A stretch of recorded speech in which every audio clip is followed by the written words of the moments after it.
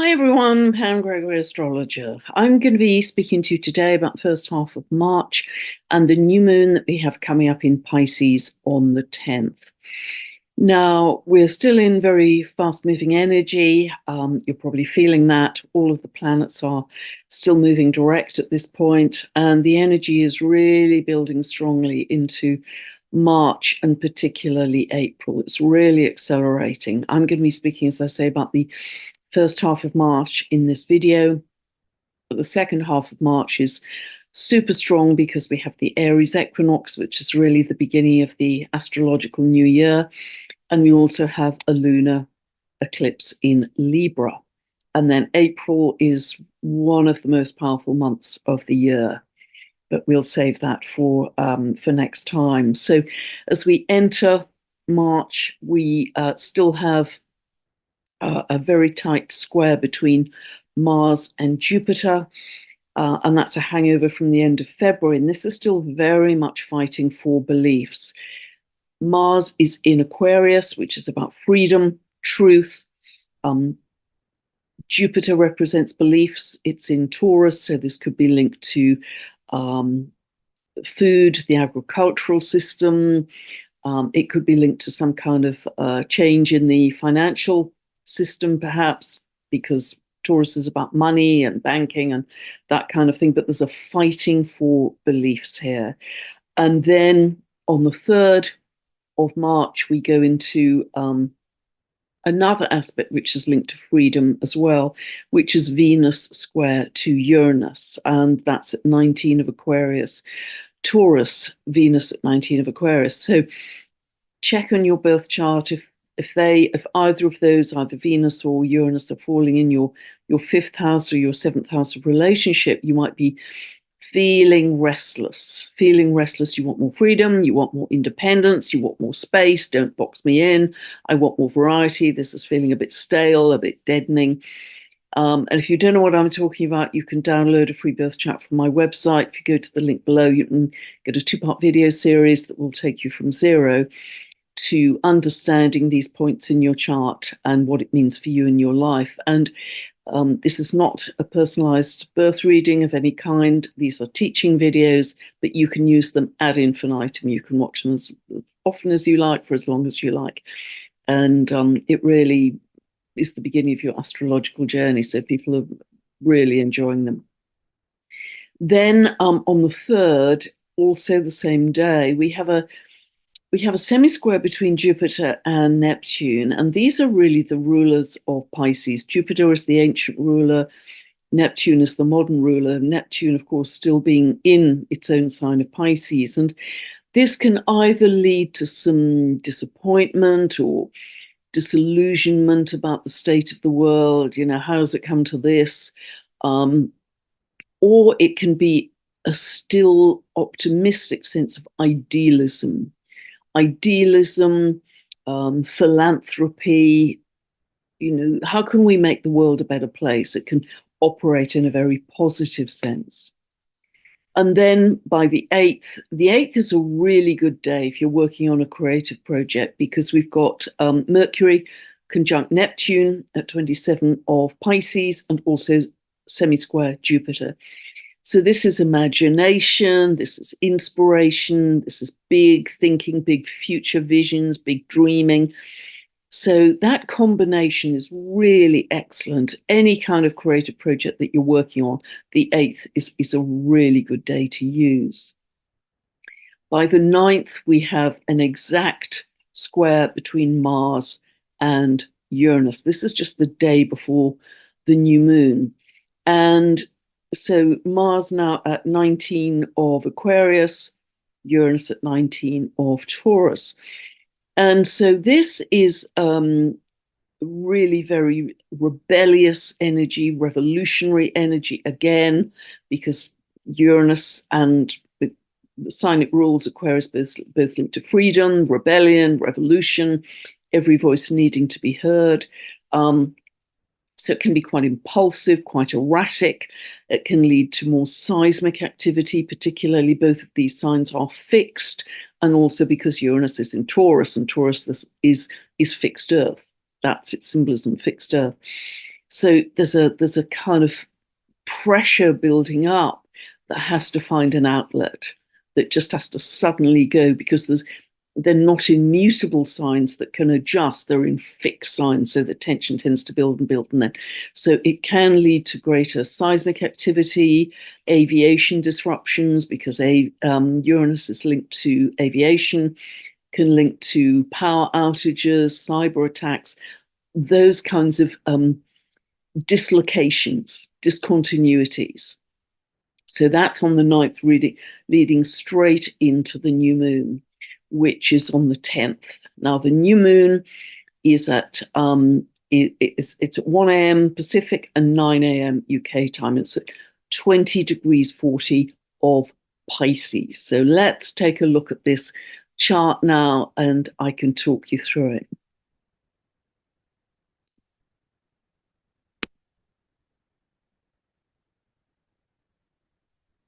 Correction, 20 degrees 16 of Pisces. Here we go. So new moon, you always get the sun and moon exactly together. And I've set this for England. This is where I live. So ignore the clock face, ignore the houses. We're just looking at the signs that the planets are in and their aspects to each other. There's a real loading on this side of the chart, a real concentration of planets in those signs, and that's really going to continue, obviously, apart from the moon that moves very quickly, and the other personal planets. The outer planets are very concentrated, and that leads us into a particular situation much later in the year that I won't get into in this video, but just to note, that's very interesting. Now, this is the second new moon in a row of 5 that is a supermoon, which means that the new moon is very close to the Earth in its orbit. Now, we are used to full moons being supermoons, when we can see the moon much closer and much bigger and brighter, and it feels like we could reach out and touch it. So we're more used to those, but equally, a new moon can be a supermoon too. So that suggests, because we have 5 in a row, that again, the lunations are having a more powerful effect than usual on our psyches. Perfect time to set a new intention in the month. So see where 20 degrees of Pisces falls in your chart, and condition your intention around the meaning of that house. Is it the house of money, career, health? What is it? And always, as you know, set your intention in the present tense, that as if it is already happening. Otherwise, if you put it in the future, if you want it or need it, or you keep chasing it away. So 4 planets here in Pisces: Sun, Moon, Saturn, and Neptune. And Pisces is mutable water, so there's great sensitivity here, empathy, kindness, gentleness, a sense of oneness, connection with the divine, strong healing energy, increased psychic sensitivity. All of us are to some degree experiencing this right now, and that will continue. It's our growing sense of multidimensionality as well. We are going beyond the 3D, and Saturn in Pisces is contributing to that, of course, as well. It's wonderful for creativity, wonderful for your imagination, very linked to dreams, because Neptune is quite close to this new moon, sun and moon. Keep a dream journal if you don't already. Remember, keep pen and paper by your bed. When you wake up, don't open your eyes, don't move. Keep your eyes shut until you remember the dream, and then you can open them and scribble down your dream. Otherwise, it just evaporates. But really, very good time for recalling your dreams. Now, we can have a sense of overwhelm with this. The Pisces is a sign, because it's ruled by Neptune, Lord of the Sea. It can either be linked to flooding, so literal waters, and certainly in the UK, we have had just an unbelievable amount of rain. I've never had to check the tides before I drive out on the roads, but this can be an emotional flooding, an emotional overwhelm. It's all too much, or life in general can be, it's just all too much and we're feeling confused and overwhelmed. But try and use it, try and turn it to the more creative side, because that is really where the positivity of Pisces sits.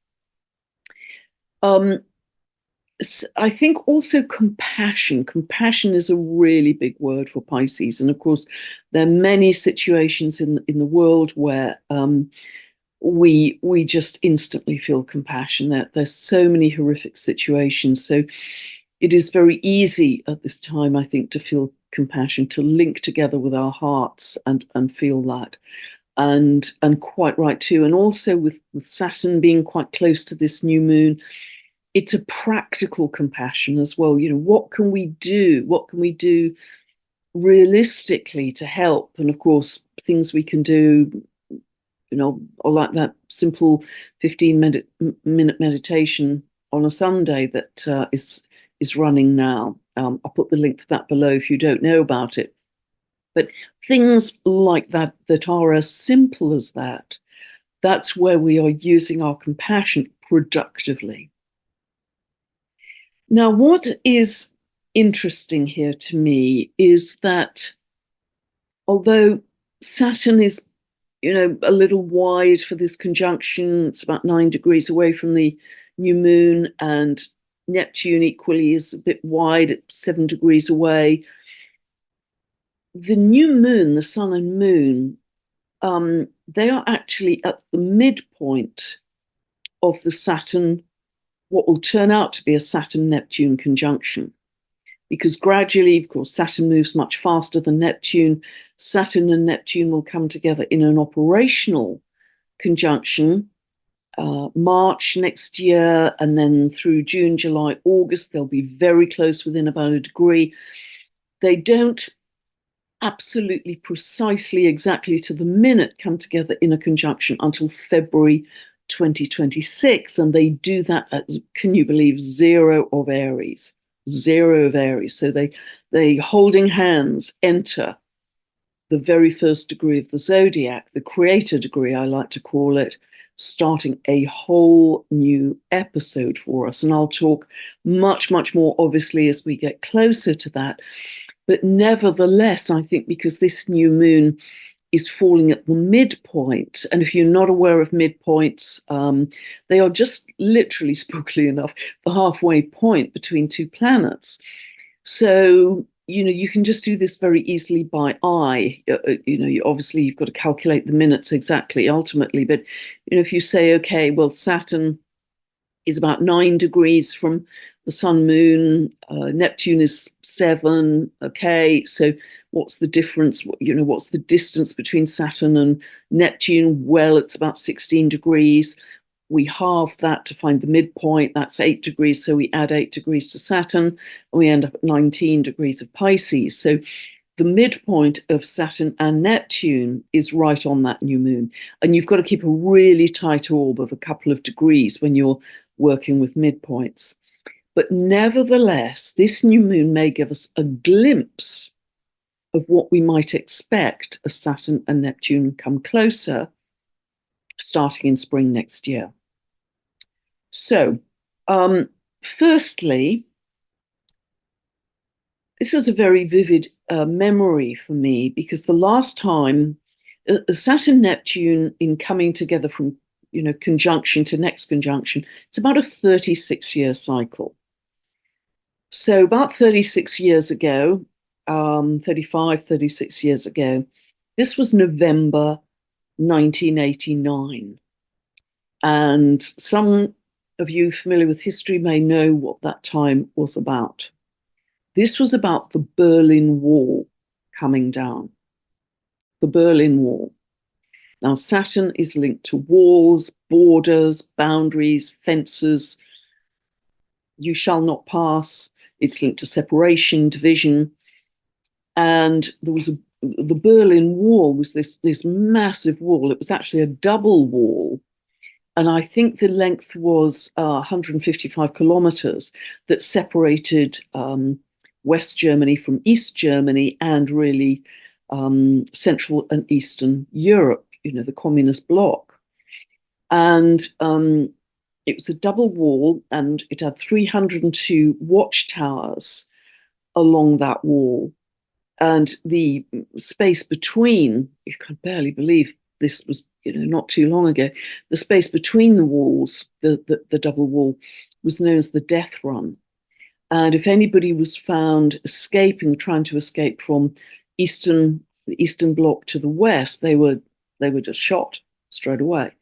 So it was pretty brutal. So when the Berlin Wall came down, and it was spot on 10 degrees of Capricorn for the conjunction of Saturn and Neptune, spot on. I think there were 14 minutes from exactitude. I mean, it was so exact. And that was the beginning of the fall of communism in Central and Eastern Europe. And I was actually in Berlin in November 1989. And it was amazing because people were jumping all over the wall. They were dancing, they were singing, they were up there with hammers of all kinds, and they were selling little pieces of the Berlin Wall.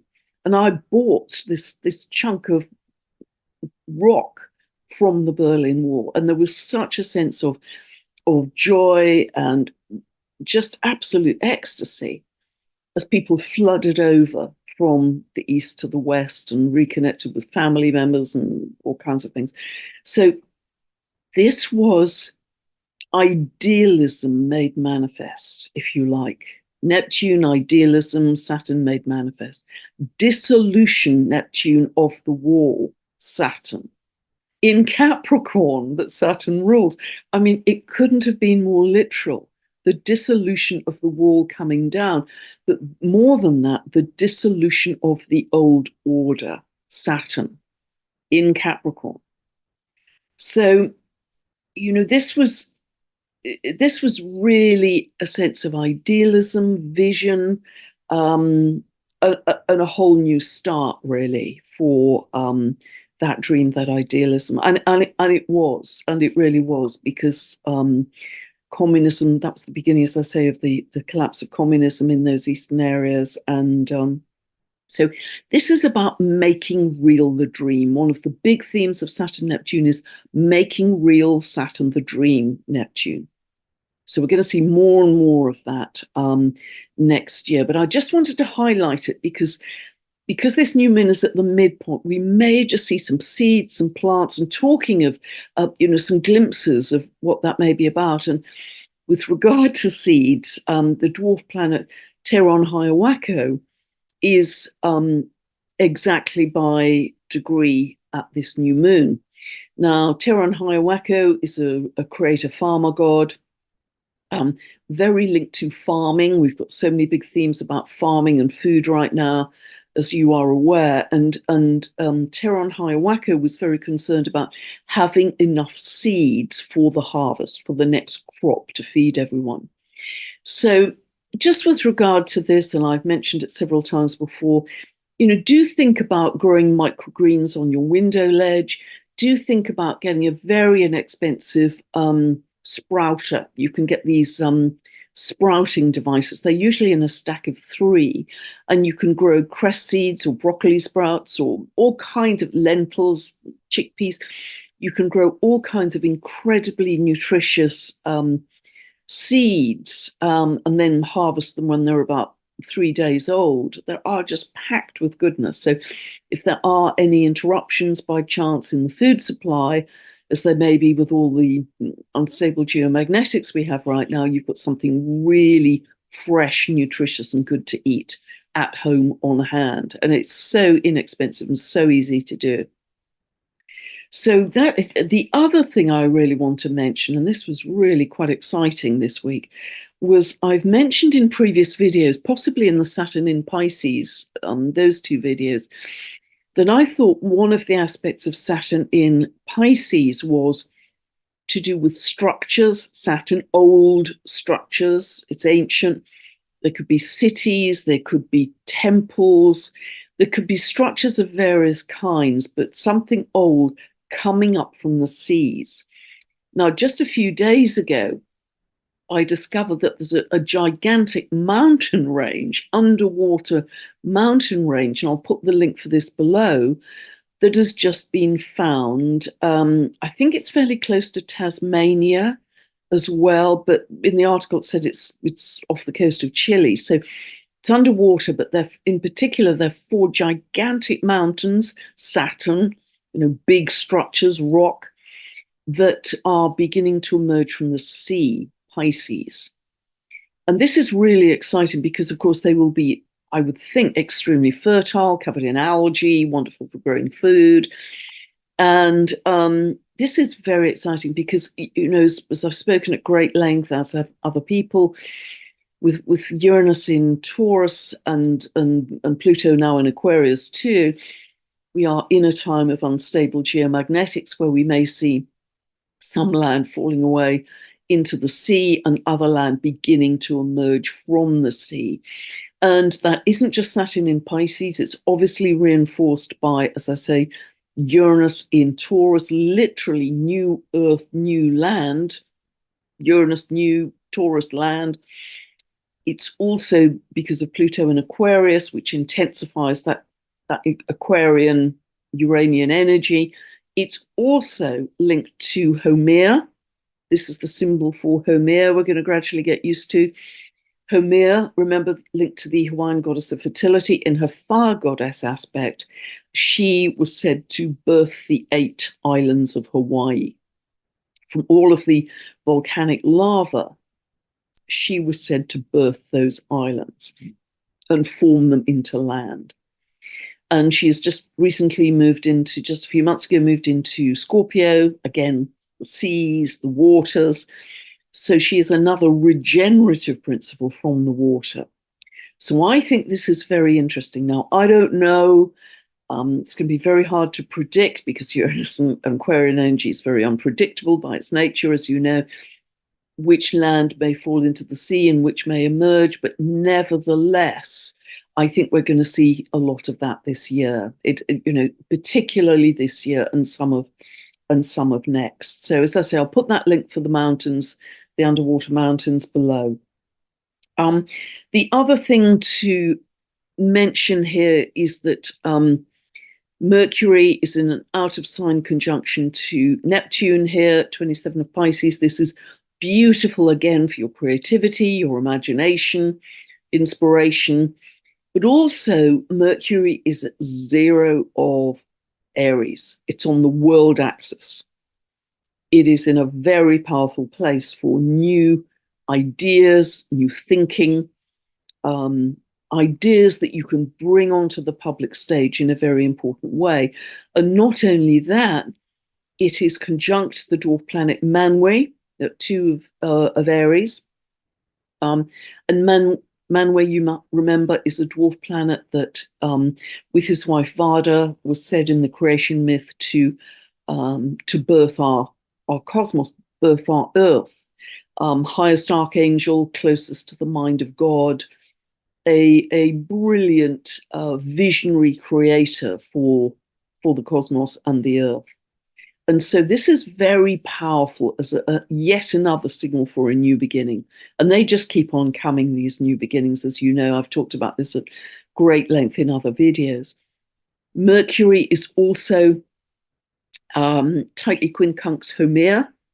So again, these new ideas to do with regeneration for the Earth, living in harmony with the Earth, living in right relationship, right balance. Heather Emsworth talks about this a great deal, very knowledgeably, bringing us back to harmony, to oneness, to balance. Very big part of Homer's myth. And we also have the North Node still very tightly conjunct Chiron here, this healing of any victim consciousness, healing of our wounds on a collective level, so we can move forwards. Super powerful conjunction there. And the other thing, just to mention as well, is, which adds to this regeneration, is Pluto is in a long-term square to Haumea. That's going to run all of this year, all of next year. So again, it's deep transformation and then rebirth, regeneration. We're going to see a lot of that this year. So the other thing to just touch on, we have Pluto in a very tight sextile to Mercury. This is deep thinking about issues of freedom, human rights, also technology, that kind of thing. And we're thinking deeply, and there could be powerful words, powerful speeches about those subjects. Now, we also have a growing conjunction here between Jupiter and Uranus. They come together exactly in conjunction on the 21st of April at 21:49 of Taurus. It's one of the most important aspects of the year, as I say. I'm going to be doing a whole separate video on this because it is so incredibly important. Because if you like, Uranus is strengthened by the fact that Pluto is in its sign of rulership. It's intensified, it's catalyzed. But this is already beginning to be operational. It's about 7 degrees away. So just in short, until I do that whole video, this is about new discoveries. It's about jumps in consciousness. It's about quantum leaps, new perspectives, Kundalini activations, could be new developments in all kinds of science, technology, healing devices, medical devices, all kinds of things, new discoveries about the cosmos. This is going to be very significant, but as I said, I'll leave the rest because this video is going to be long enough. I leave that until a separate video, which I hope I can do fairly soon. So, and just to finish off this half of March, and I'll stop sharing here, we have quite a feisty day on the 14th of March because the moon comes to conjunct Uranus, square Mars, and Mercury is semi-square Mars. So there's, again, this rebellious, impulsive, reactive, revolutionary urge coming in strongly. That's going to run all of this year. As you know, awakening and revolution is they are really big themes for 2024, as I outlined right at the beginning of the year in my themes for 2024 video. So really come back to, I'm going to be endlessly talking about frequency this year because this isn't a rehearsal. As you know, we are in the crucible of change. This is not a rehearsal. We must master our thoughts and our feelings on an ongoing 24/7 basis in order to make a difference in the world. You know, it's not really enough just to do 10 minutes here or there. It's got to be the state of being you are living in on an ongoing basis that's really going to make the change. And yes, obviously, if people are going through personal crises and loss of a loved one, then obviously you've got to allow that grief and that process to take place. But in general, if we are just being buffeted by the endlessly rolling crises that are being offered to us from the external, we have to get beyond that because that's been going on for hundreds and thousands of years. So we really can transmute this energy. Think of the Pisces energy. Be peace. Pisces is beautiful for that. Be love. Put those post-it notes around your house. Be in that state of being, because you are infecting the world with your frequency. even if you're on your own, you're feeding that into the collective, you're feeding into the grid of light, which is, all those galactic superhighways that Professor Robert Temple talked about. You're feeding into the water droplets in the air, the water that you drink. Look at Veda Austin's work that I often quote. We are masters. We are going to become masters of this. So I'm going to keep on talking about it. So you and me, ordinary people, we don't have to have a title or be an authority in this. What matters is us coming together in person or online in numbers to really make a difference. And particularly if you're with like-minded people, that group energy, as you know, is magnified. But remember what I quoted in my recent video called Another Ramble, where I was talking about the work of Dr. David Hawkins in his map of consciousness. He said that one person who is vibrating at peace, which isn't that hard to get to, 600, can counterbalance, I think it was 10 million, that's correct, yes, 10 million people vibrating at 200 and below. 200 and below is courage. So one person alone can counterbalance that. So think of what a difference you can make in the world. So whether you're doing it on your own or even better, when you come together and magnify that group energy, holding hands, connecting with our hearts, we really are changing the world, and we are dreaming in a more loving, compassionate, peaceful, abundant, joyful world. And absolutely set a goal that at the end of this, and I don't think it's going to be super long, I actually feel this is going to be over the next couple of years in particular. Set a goal that you are going to one day look yourself in the eye, in the mirror, and say, I'm getting really goosebumpy now, I'm emotional. I am so proud of you. I am so friggin' proud of you. You could not have done more. Whatever you do for a living, you could not have done more, even silently and invisibly, to make a difference in the world.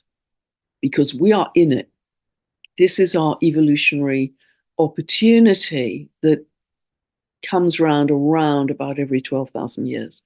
Listen to the work of Heather Ensworth on the shift of the ages. She's a real expert on this. Know that we're moving through the galactic current sheet. Only happens around about 12,000 years, give or take 500. We're moving through the photon belt. Look at the shift of the outer planets, all shifting signs over the next 3 years, as I've talked about. Even the dwarf planets, several of them have a super slow orbit. Manwë, Sedna, Haumea, shifting signs in this 3-year period. And I think you have to go back at least 300 years, even just for our regular planets, to find a time when that happened before. And it was a time of great creative renaissance and blossoming. And thank you to Ray Merriman for doing that research. So really try and switch it. People say, okay, so what if I flick into, because of the news, well, switch the news off. But if you go into fear or panic or anger, just, don't tune into the news. But if we do dip into this, try and flick it. Find something simple. And I don't mean that to sound trivial because of all the horrors going on in the world. But if all of us did this, all of us would gradually develop a stronger default frequency of joy, peace, love, because it would become our habitual default frequency. So, if I'm out on my morning walk and I'm just kind of some anxiety about some tech issue or something, I will flick it to, wow, listen to the birds today. Spring's on its way. Boy, I love the trees. I love the trees. Has it stopped raining yet? Can I see blue sky today? I'm grateful for that. So the more you just get into this habit of tiny things, I have legs, I can walk, I can breathe, tiny, tiny things that you're constantly grateful for we we gradually change our set point of frequency to be more positive and therefore more useful to others in the world. So I really hope, I know I talk about it so much, but I really hope that something I say is different this time, or really helps you get to that better place, because if not now, then when? We're welcoming in an expanded consciousness of love. So God bless everybody. Thank you for listening. Have a wonderful new moon in Pisces. Don't forget to set your new intention at this time for the month and ongoing in the coming months. And I'll be back very soon with another video. God bless. Thank you for being with me. Bye for now.